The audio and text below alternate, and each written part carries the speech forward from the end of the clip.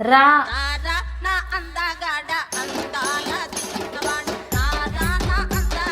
దేవుడా కరుణించావా? ఏ ఛీ ఏం చేస్తున్నావు? పిచ్చి పట్టింది ఏంటి? నువ్వు దానికోసం పిలవలేదా? దేనికోసం పిలవలే, పిచ్చి పిచ్చి కలలు పడుతున్నాయి భూతాలే, అందుకోసమే నీకు పిలిచిన. అంటే నీకు నచ్చినప్పుడు చెప్తా అన్నావు కదా, నీకు నచ్చిందేమో అందుకే పిలిచినావు అనుకుంటున్నా. సర్లే అటు జరుగు, పడుకుంటా. ఇక్కడెక్కడ పడుకుంటావు? ఆప్షనే లేదు, మూసుకొని కింద వండుకో. ఏంటి కింద పడుకోవడానికి పిలిచినావా? సర్లే నువ్వు మాత్రం బెడ్ మీద మంచిగా అనుకో. పడుకోకపోతే ఏం చేయాలి?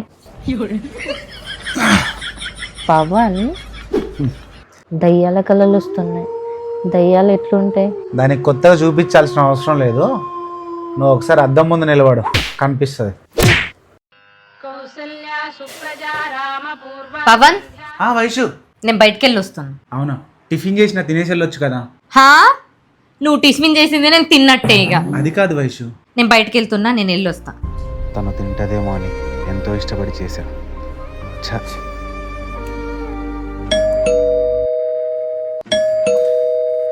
వచ్చేసిందా ఏంటి?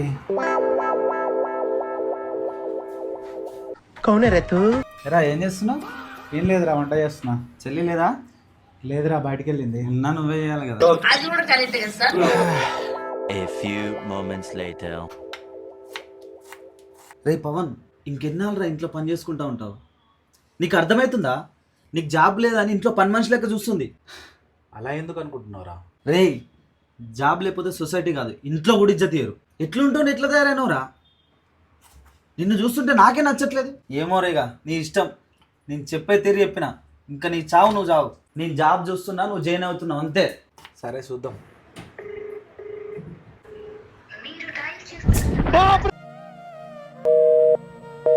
Two hours later.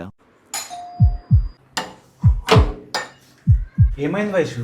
ఎన్నిసార్లు ఫోన్ చేసినా ఎత్తట్లేవు?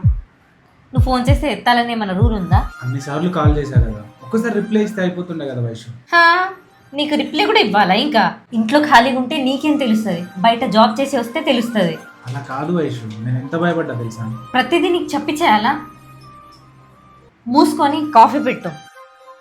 హలో నాన్న.